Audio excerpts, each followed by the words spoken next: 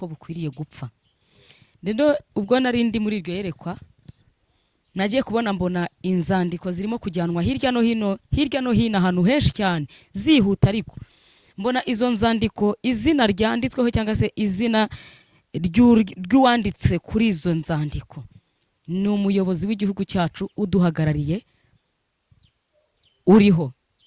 Mbona niwe urimo kuregwa, mbona ibyo birego birimo kujyanwa ari we uregwa, ariko nkabona Imana iri kunyereka ngo nubwo izo nzandiko ziri kujyanwa ari we ziregwa, zirashaka kumurimbuza, zirashaka kumwicisha, ariko zikamwicisha. Murakoze kutwakira, Imana yo mu ijuru ibaho umugisha. Hanyuma ku batanzi ababa bambonye ari bwo bwa mbere, amazina nitwa Tuyizere Solange, ndi umumama, ibindi Imana iduhana umugisha.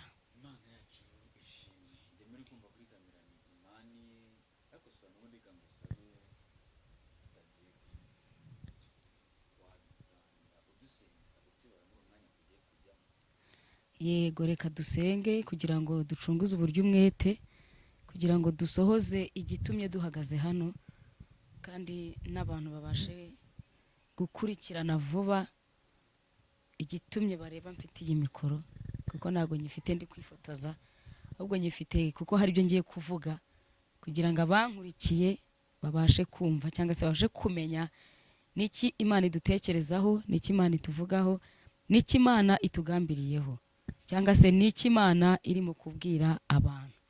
Hanyuma reka dusenga n'Imana. Nawe aho uri unkurikiranye, waba uri kugenda, waba uri mu kazi, aho wicaye hose, dufatanye gusengana iri sengesho kugira ngo ubu butumwa tugiye kumvanana bugira umumaro mu mitima yacu. Iyo dusenze Imana irategura, kandi nyuma yo gutegura, iyo twumvishe ubutumwa, kuko habayeho gusenga, ntago tugira ayandi majwi avugira muri twebwe, kubera ko mu masengesho tuba twabanje gusenga, haba hacecekesherejwemo ayo majwi. Mana nziza, Mana y'ukuri kandi Mana y'urukundo, tubanje kugushima iminsi yose waturinze, imyaka yose waturinze, wabaye mu ruhande rwacu, waratwimanye, waraturengeye. Uwiteka ushimwe, wadukijije urupfu rukomeye, n'uyu munsi uracyaturokora. Uhimbazwe, uri Imana y'imbabazi, uri Imana y'urukundo ndetse n'ubuntu bwinshi, uri Imana tutabona uko tuvuga, tutabona uko turondora, ariko ikiduteye guhagarara aha ngaha Uwiteka ni ukugushimira, tugushimira imirimo n'ibitangaza y'ibyo nawe waradukunze, utanga umwana wawe Kristo kugira ngo adupfire urupfu rubi rwo ku musaraba, amena amaraso ye ku bwacu, araducungura, duhesha ubuzima binyuze muri we. Niyo mpamvu umwanya nk'uyu tubanje kuguha ikaze kugira ngo uze kubana natwe. Reka udushyigikire rero Uwiteka Nyir'ingabo, Imana utwiteho. Tugiye gutanga iyi message, ngewe ugiye kuyivuga ndi umwana w'umuntu, ngewe ubwanjye sinabona icyo mvuga utakimpaye, ariko ubwo unyemereye guhagarara imbere y'ubwoko bwawe nkarangurura nkavuga icyo ushyize mu kanwa kanjye, nyemerera ntaba ari nge Kristo, ahubwo hagaragare wowe. Niyo mpamvu muri uyu mwanya dutesheje agaciro imigambi ya Satani, dutesheje agaciro imigambi y'abana b'abantu, ibihagurukira kurwanya Imana byose tubihagaritse mu izina rya Yesu Kristo. Turakwinginze ngo tuyoboze umwuka wawe, kandi ubugwaneza no gukiranuka bibe hagati muri twe. Byose tubisabye twizeye mu izina rya Yesu, amen.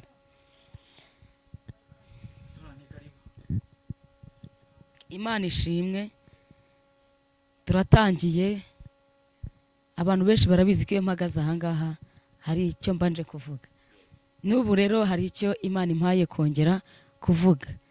Abantu bari kumbona ndahagaze, uyu munsi ntago nicaye, menyerewe nsanzwe nkora amavideo wenda nicaye, ariko uyu munsi nashimye kuyikora mpagaze.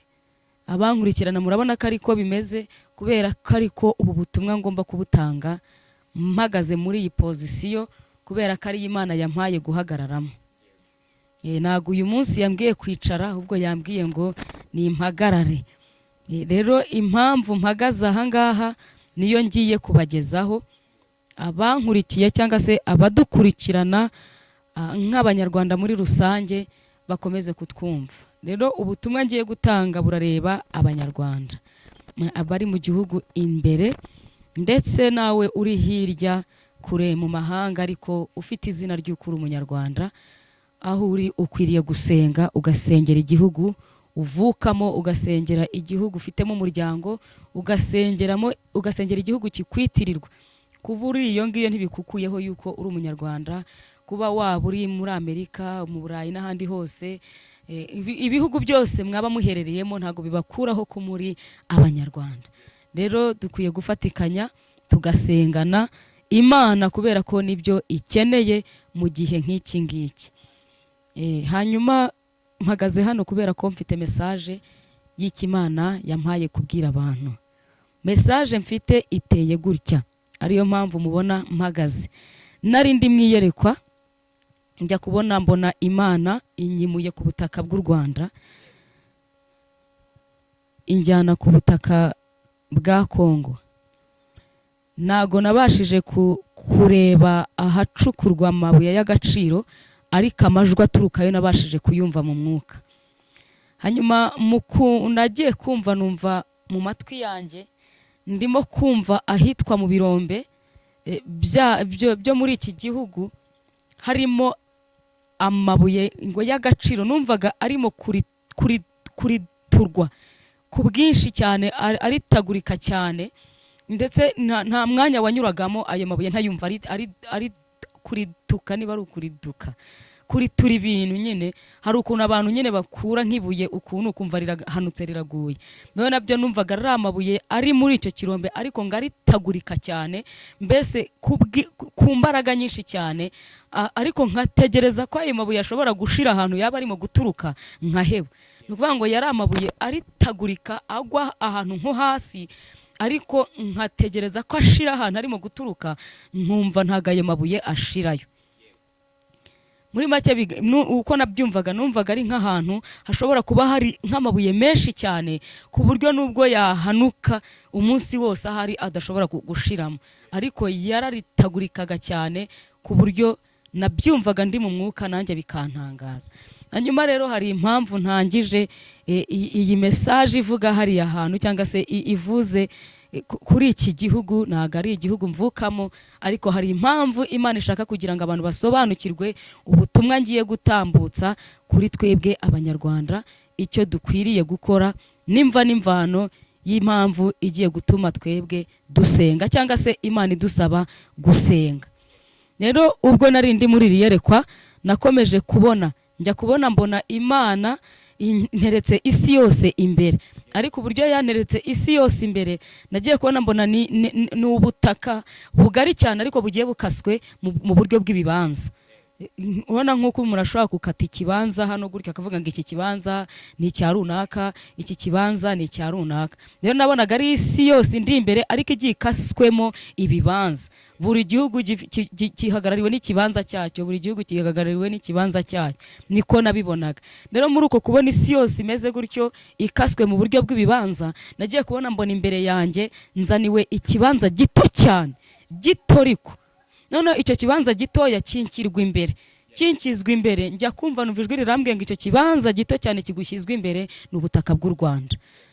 Hanyuma muri uko kubona ubutaka bw'u Rwanda bugereranywa n'icyo kibanza, njya kubona mbona hamanutse umuvumo. Uwo muvumo waraje uzenguruka icyo kibanza, cyangwa se ubwo butaka uzenguruka ubwo butaka. Uwo muvumo urazenguruka, ariko nkibona uwo muvumo umanuka, kuko nabwirwaga ngo ni umuvumo ukimanukiye.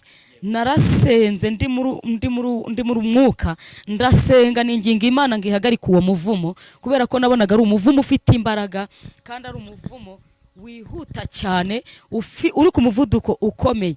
Ndasenga. Reka mbwira abantu bankurikira, narasenze ndasenga mpagarika uwo muvumo, icyuya kirandenga, uko mundeba niko nari mpagaze. Ndasenga icyuya kiva ku mutwe kigera ku birenge, senga ngo Imana ihagarike uwo muvumo, ariko biranga. Bimaze kwanga ndibaza ngo Mana, kubera icyo unyeretse umuvumo umanukiye kuri ubu butaka, nasenga uyu muvumo ntakuva. Imana yo mu ijuru irambwira ngo ngiye kugusubiza nkoresheje ijambo ryanjye. Irambwira ngo soma ibyanditswe byera, mvugane nawe nkubwire icyo ujya kumbwirira abanyarwanda. Imana ihitimo ijambo riri muri Esiteri ibice 4 guhera ku murongo w'10 kugeza ku murongo wa 17. Iri jambo ni Imana yari impaye. Esiteri ibice 4 umurongo w'10 kugeza ku murongo wa 17. Tugiye gusoma twumve iyi message Imana itubwiye abanyarwanda iri mu gitabo cya Esiteri. Iravuga iki kuri twebwe? Iratubwira iki? Ese Imana iratumenyesha iki inyuze mu byanditswe byayo byera? Hanyuma wowe unkurikiranye ufite Bibiliya, windeba mvuga gusa, ahubwo fata Bibiliya yawe nawe usome umenye niba ibyo ndi gusoma ari ukuri. Nusanga ari ukuri unyemerere, ntunangire umutima wawe, ahubwo ukora iki Imana igira gute ivugana nawe. Hanyuma tugiye gusoma umutwe w'amagambo uravuze ngo Esiteri yihara yemera guhakirwa bene wabo. 10 haravuze ngo maze Esiteri atuma Hataki ubutumwa kuri Morodekayi ati, abagaragu b'umwami bose n'abantu bo mu bihugu by'umwami bazi yuko umuntu wese, umugabo cyangwa umugore, usanze umwami mu rugo rw'ikambere adahamagawe, hariho itegeko rimwe gusa, kuri bene uwo aricwa, keretse ashyirwa mu majwi. Bituma n'abaturage bitwa abayuda cyangwa se ubwoko bwa Morodekayi bwose bushyirwa mu majwi yuko bukwiriye gupfa. Rero ubwo nari ndi muri iryo yerekwa, nagiye kubona mbona inzandiko zirimo kujyanwa hirya no hino ahantu henshi cyane zihuta, ariko mbona izo nzandiko izina ryanditsweho cyangwa se izina ry'uwanditse kuri izo nzandiko ni umuyobozi w'igihugu cyacu uduhagarariye uriho. Mbona niwe urimo kuregwa, mbona ibyo birego birimo kujyanwa ari we uregwa, ariko nkabona Imana iri kunyereka ngo nubwo izo nzandiko ziri kujyanwa ari we ziregwa, zirashaka kumurimbuza, zirashaka kumwicisha, ariko zikamwicisha atari we wenyine, bikagaruka ari byo bihinduka umuvumo, ukaza ugahita utugeraho twese abanyarwanda. Hakabaho ikibazo cyo kugira ngo abanyarwanda bongere basubizwe mu mateka yaho bavuye, twongere dusubizwe mu mateka yaho twakuwe, ari uyu munsi duhagazemo uyu munsi. Twese turimo kuzirikana cyangwa se turimo kwibuka ayo mateka ni y'umwanzi ashaka kongera kudusubizamo. Rero Imana arimo imbwira ngo umwanzi ntago agenda mu nyamaswa, ntago agenda mu byo kurya, ntago agenda mu biti, ahubwo azerera hehe? Mu bantu. Rero Imana irambwira ngo nidufata amasengesho y'iminsi 3 nk'uko Esiteri yabwiye Morodekayi ngo nibafata amasengesho y'iminsi 3, n'abaturage n'abayuda bose bari Shushani bagasenga amasengesho y'iminsi 3. Muri aya masengesho y'iminsi 3 basenze havuyemo ubutabazi buva ku Mana. Inzandiko zari zandikishirijwe abayuda zagombaga kubicisha zirahinduka. Imana ishimwe. Zimaze guhinduka, abayuda nago bapfuye, inzandiko zabicishaga zaramanuwe zikurwaho zitiki agaciro. Niyo mpamvu Imana yambwiye ngo nidusenga aya masengesho, Imana irashaka kugarurira icyizere abantu bari bamaze gutakaza icyizere, abantu bari batagifite kwizera. Impamvu Imana yabarokoye, abantu batari bagifite kwizera, impamvu Imana yabarinze, irashaka kubagarurira rero icyizere cy'impamvu yakoze iyo mirimo yose. Rero wowe unkurikiye, wowe unteze amatwi, wakurikiranye ubutumwa aho natangiriye, icyanditswe twasomye n'uburyo nsobanuyemo iyi message. Hari abantu bajya kutubeshyera ibyo tutavuze, abandi bakajya gusesengura bongeramo ibindi byabo, ariko njye uko mbivuze niko nabihawe, kandi nagombaga kubihabwa cyangwa se nagombaga kubivuga uko nabihishuriwe, kugira ngo ntagirana urubanza n'Imana, nuko nabitegetswe nibwo nagombaga kubitanga. Rero Imana yo mu ijuru iduhana umugisha, abatwumvishe, abanyarwanda muri rusange, aya masengesho ntituyasuzugure, tuyasenge, kandi Imana yiteguye kuyakoramo. Mbibutse ko mbona uyu muvumo wari umuvumo ukomeye, kandi wari umuvumo ufite imbaraga. Nabasobanure ko uyu muvumo Imana yambwiye, yanyeretse, yampishuriye ko ari umuvumo uri kugendagenda ku gihugu. Imana irambwira ngo uyu muvumo n'ubundi wigeze kubaho, uyu muvumo usanzwe uhari, ni nayo mpamvu ukomeza kugendagenda ukomeza gukataka tuzerera ku gihugu kugira ngo uyu muvumo wongere udusubize mu mateka twahozemo, mu mateka twavuyemo. Ariko aya masengesho y'iminsi 3 nihabaho kuyasenga, ntituyasuzugure, ntituyakereze, tugasenga Imana. Imana yiteguye gutabara. Ariko nituyasuzugura, ntituyasenge, nabonye uyu muvumo winjira mu butaka. Mbona ubutaka burahindutse, umugisha ubukurwaho, igihugu cyose gihinduka ikibibazo.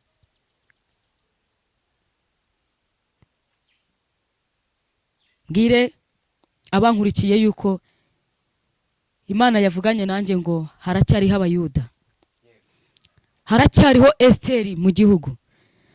Ba Esteri Imana yambwiye ngo ni mwinginge, ba Esteri Imana yambwiye ngo nimukomeze musenge.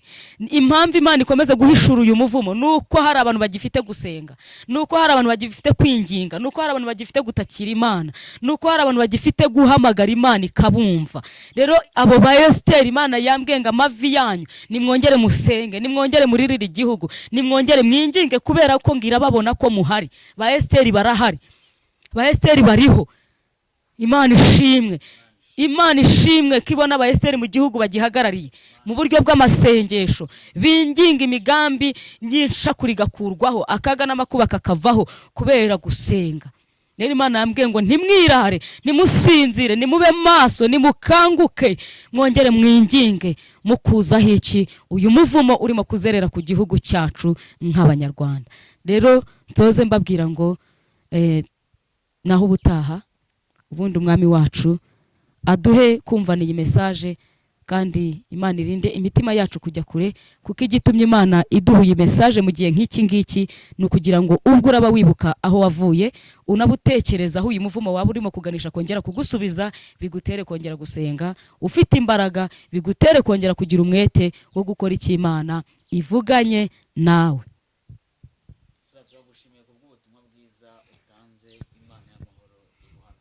Amen. Yego.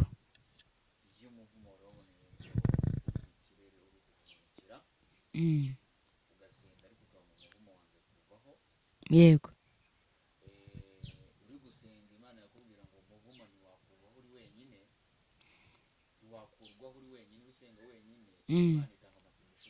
Yego.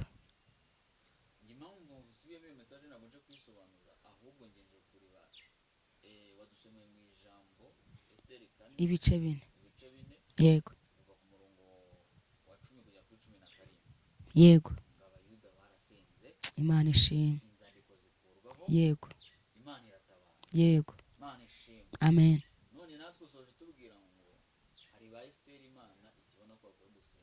Yego.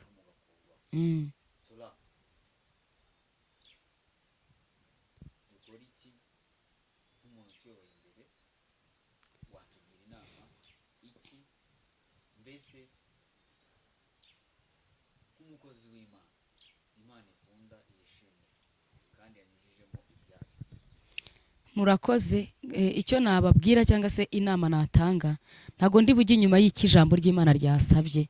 Ikijambo ry'Imana ryavuze nicyo dukwiriye gukora, na amasengesho y'iminsi 3 asengera igihugu, akuzaho umuvumo uri kukizereraho, ugambiriye kudusubiza mu mateka yaho twaturutse, mu mateka yaho twavuye, ari uyu munsi duhagazemo kuri iyi tariki ya 7 z'ukwezi kwa 4. Ayo mateka umwanzi arashaka kuyatugaruramo, ibyo biha abantu bari barimo icyo gihe umwanzi arashaka kongera kubigarura, ari wo muvumo ukomeza gusirikira ku butaka bw'u Rwanda.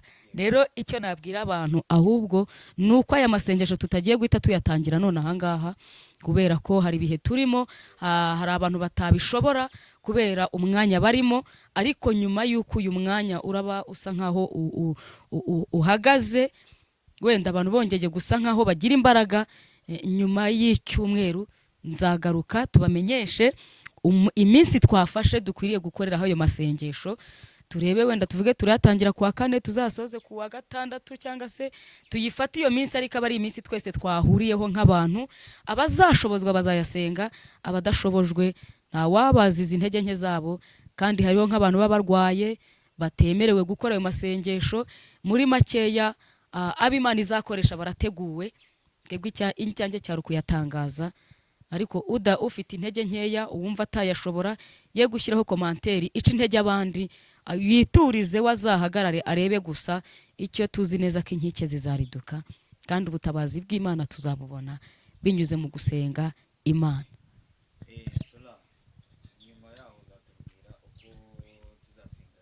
Yego, nzabamenyesha umunsi dukwiriye kuyatangiriraho kugira ngo tuyabanemo twese, kuko nagara amasengesho umuntu azafata ngo njye nyafashe ku wa mbere ngo ndazayafata umwaka utaha. Oya, tugomba kuvuga ngo dufasha amasengesho muri iki cyumweru, twayatangiye uyu munsi, tuzayasoza kuri uyu munsi.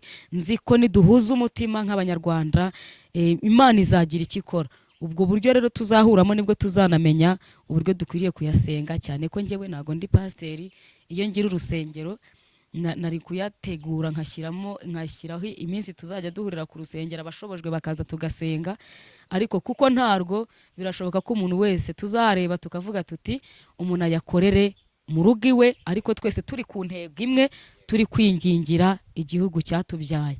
Rero ndumva hari amasengesho twagiye dukoresha mu buryo butandukanye, nanone Imana yagiye iduha, ariko bitwara ubushobozi bwinshi.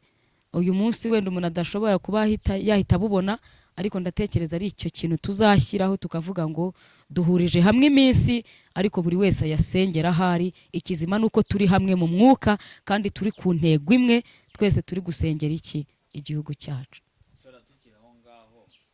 Yego.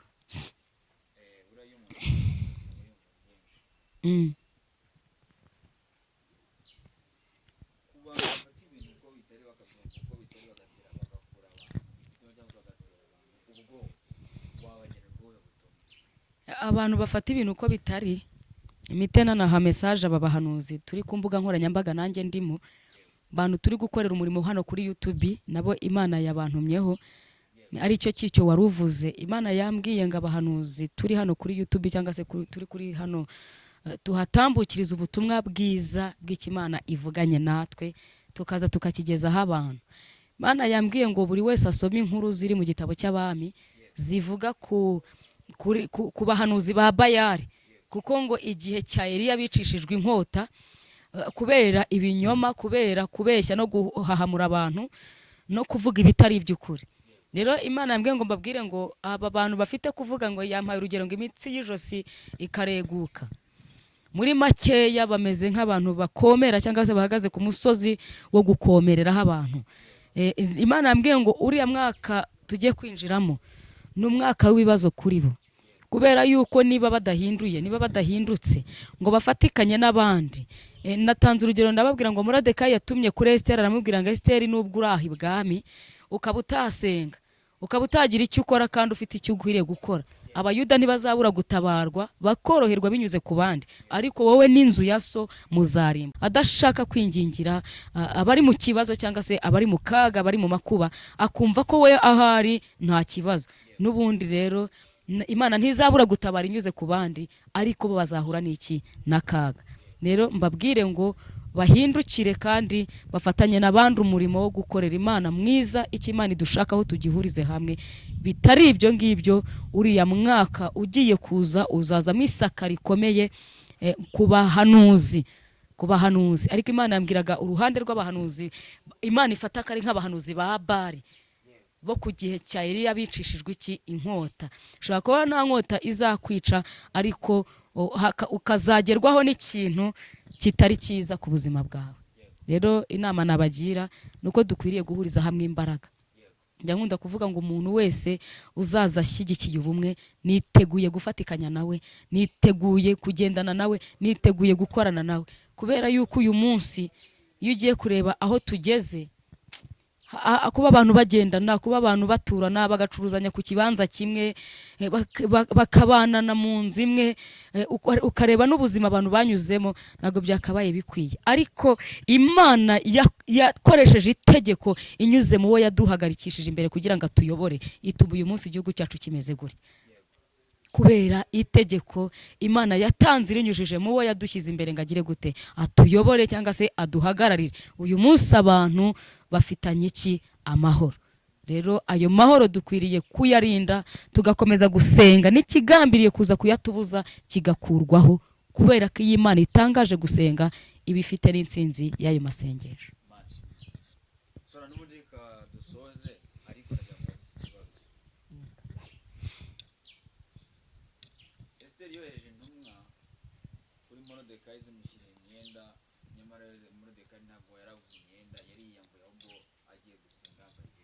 Yego.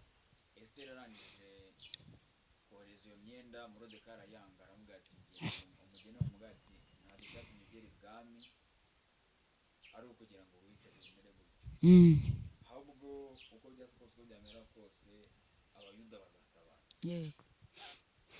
Ariko Moridekayi atanga ubutumwa aravuga ngo umugeni abwire Esiteri ko twebwe tugiye gusenga iminsi 3. Yego.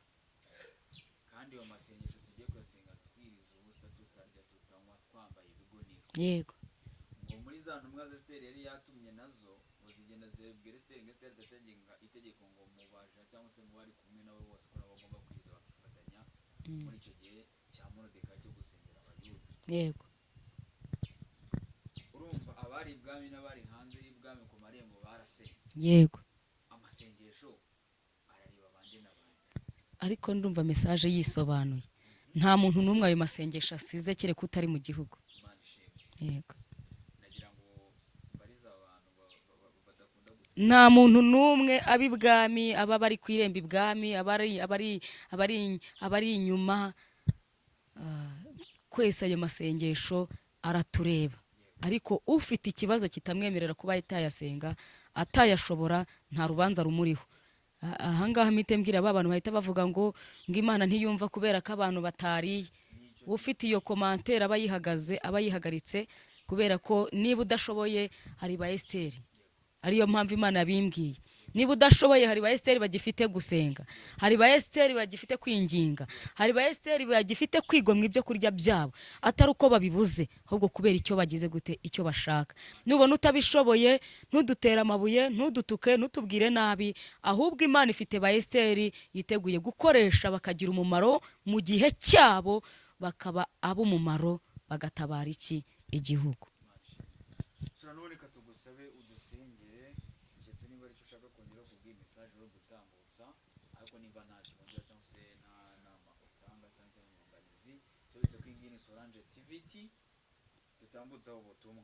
Sora kanubundi mukoreshe udusengere kugira ngo dushyire imbere y'Imana, Imana idushyigikire, ikomeze kudukomeza cyane cyane no kutwubaka imitima, Imana muri Yego. Icyo nasoza mbwira abantu, wenda hari abantu bashobora kuza kumva ubutumwa nagiye mbugarukamo igihe kinini mbugarukamo cyane, ibikoresho byatunaniye kubera ko hari ibikoresho tudafite. Rero hari igihe ujya nko kuvuga ikintu ugasanga wari wakivuze ugasanga kiri bugarukemo inshuro nyinshi, abari bubyumve cyagarutsemo inshuro nyinshi muze kutubabarira mutwihanganire, ni kubw'impamvu z'ibikoresho dufite, ariko nekereza ko icyo kibazo Imana izagikemura.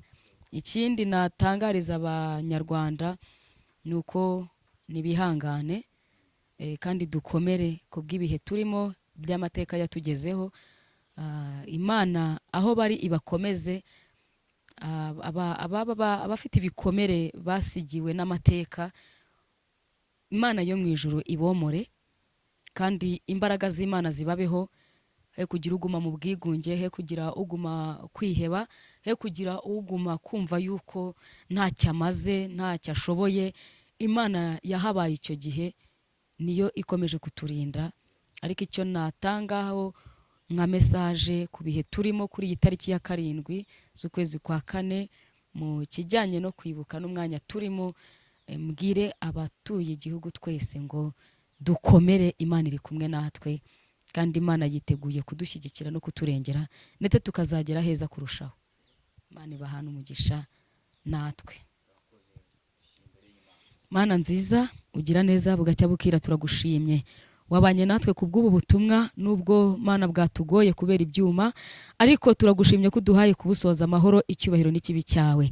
nsengeye rero imitima y'abanyarwanda igiye kwakira ubu butumwa, kugira ngo buri muntu wese ugiye kumva ubu butumwa mwami bwe kuba bukura umutima, bwe kuba butera ubwoba, ahubwo buri wese uri bubwumve yumve kuri Imana idufiteho umugambi kandi Imana idukunda. Haleluya!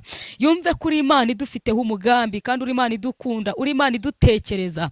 Iyaba utadutekereza ntago wakaduhishuriye ibitugenza, iyaba utadukunda ntago wakatumenyesheje ibiduhiga, ariko kubera urukundo udukunda Mana bituma ufata ibisa nk'ibitugenza ukabitwereka, ukaduha icyo gukora, ukatubwira ngo nimusenga ibi bizavaho. Erega utadukunda byatugwa gitumo tukabona bitugeraho tugatangira kurwana nabyo byamaze kutwinjiramo, ariko kubera urukundo dukunda ubitumenyesha kare, wacuzururuka ukaza ugakora mu mitima yacu ndetse no ku gihugu cyacu. Nsenze nirukana imigambi ya Satani mu izina rya Yesu Kristo. Dutesheje agaciro imbaraga z'abarwanya ubutumwa bwiza mu izina rya Yesu Kristo, ziburizwemo kubwo gukomera kwawe. Nyemerera imitima yakiriye ubu butumwa igubwe neza, kandi buri wese abashe gusobanukirwa nta rujijo rubayeho. Mwuka wera asange buri wese amuhishurire cyangwa se amumenyeshe n'ibyo nge ntavugiye ahangaha. Nzengeye abakuru b'igihugu Mwami wadushyize imbere mu izina rya Yesu, abayobozi waduhaye bo kuduhagarara imbere